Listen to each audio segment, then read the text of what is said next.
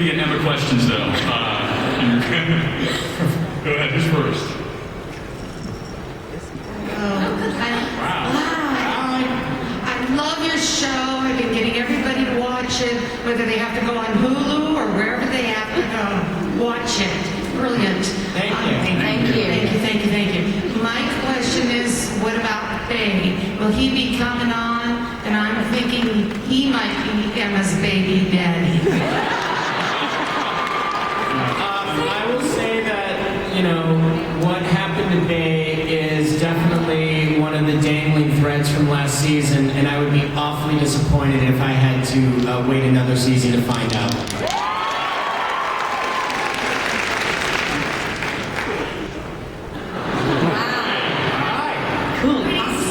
Thank you. I was wondering, are you guys more like your fairy tale characters or your storybook characters, and how? You mean in real life? Yeah. I do a wolfie, so when it's midnight. I think it depends on the day. I sometimes wish I were more like my character. I wish I were more like Snow. I'm probably more like Mary Margaret, and I wish I was more like Snow. Yeah, I think I need to be a little more like her. Very low. Charming. Lana, have you ever had a child like run in fear when he saw you in a mall? Or... Yeah, children do run from me. So do some adults. In fact, a lot of people run from me. It's okay. We're starting a support group for Lana this year. We'll have sign-ups afterwards. Lots of hugs. Thank you. Thanks. I think the Joker has a question. Nice costume. Thank you. I wanted to say thank you for putting on a show that's both compelling and safe for me to watch with my children. I'm interested to know what it was your favorite fairy tale growing up and why. For me, it was Peter Pan because I never want to grow up. For me, it was Snow White. The movie was the first movie I ever saw, and it terrified me. I was probably too young, but it just stuck with me forever, and now this. That's why Adam runs from me. I always had a tie between Cinderella and Alice in Wonderland. I think as I get older, I'm leaning a little more toward Alice in Wonderland. I love the idea of her adventures and never knowing what's behind the next door. Pinocchio for me because it was the first one that I saw, so it's the first one that kind of ingrained itself in my mind. My honest and very boring answer is Snow White, and I think it's probably because I was a child and she was the brunette princess, and that was what I could relate to. Mine was Hansel and Gretel because I couldn't eat candy, and I was very jealous that they were able to.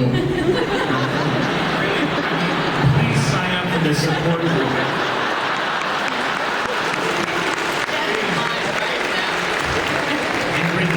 I blame my mother for that one. Now you know how I play Regina so well. Amazing. Mine was probably The Little Mermaid and Peter Pan tie.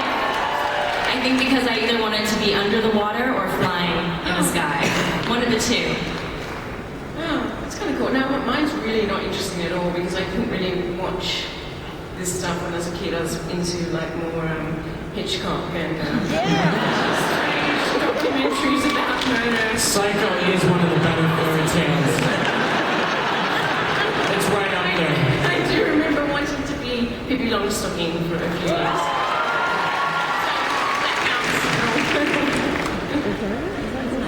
Will Pippi Longstocking join us at any point? I can't even remember who she I was. just she had a lot of freckles. She had long stockings. The red. Yeah, I just don't remember what her deal was. What were her superpowers? She had superpowers? No, just like cleaning floors. If she had superpowers, does she fly? Does she have laser eyes? I'm only interested in Pippi Longstocking if she can shoot lasers out of her eyes. Pippi Longstocking. Yes. She had great.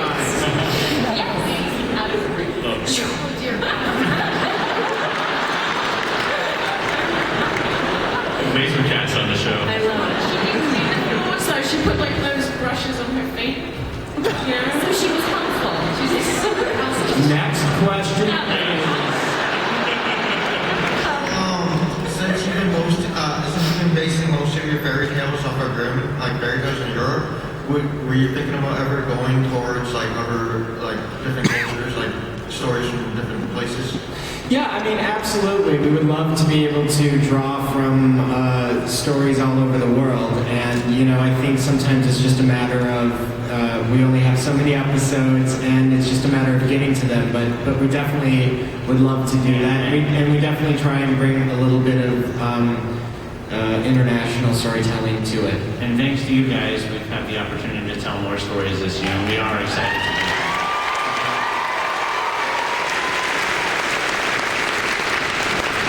Do you have any plans to incorporate the story of something wicked just this way it comes into the show? I think they make a great antagonist for Regina. I'm not familiar with it, but as always, we are happy to steal something. I know. It's a lot of work making this up. That movie scared me to death too as a kid. I remember seeing that movie, but there are no plans for that. But it's a cool idea. Thank you. Thank you. Can I have Chucky as a sidekick? His name is Henry. This season. That thing scared the crap out of me. It's so scary. Terrifying. Henry's father. Next question. That's okay. Hi. My question is, what fairy tale or urban legend would you most like to adapt, and how would you change it and put your own little spin on it?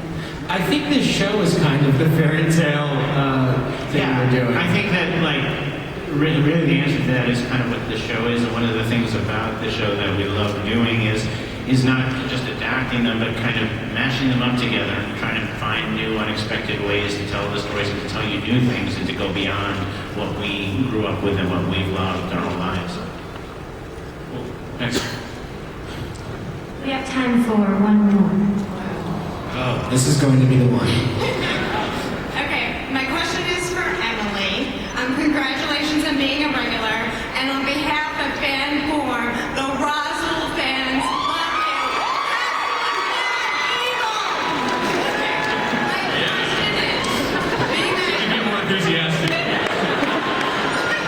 My question is, being that you're playing Belle, and it's such a beautiful love story between Beauty and the Beast, what does inner beauty mean to you? Great question. Oh, that is a good question. And a beautiful question. Inner beauty, I think, should be, and well, to me is, and hopefully to everyone, is just really what you put out there and what you give to people, whether it be physically, emotionally, mentally, and just, your gift to the world, and you can control that, and that's pretty cool. Well,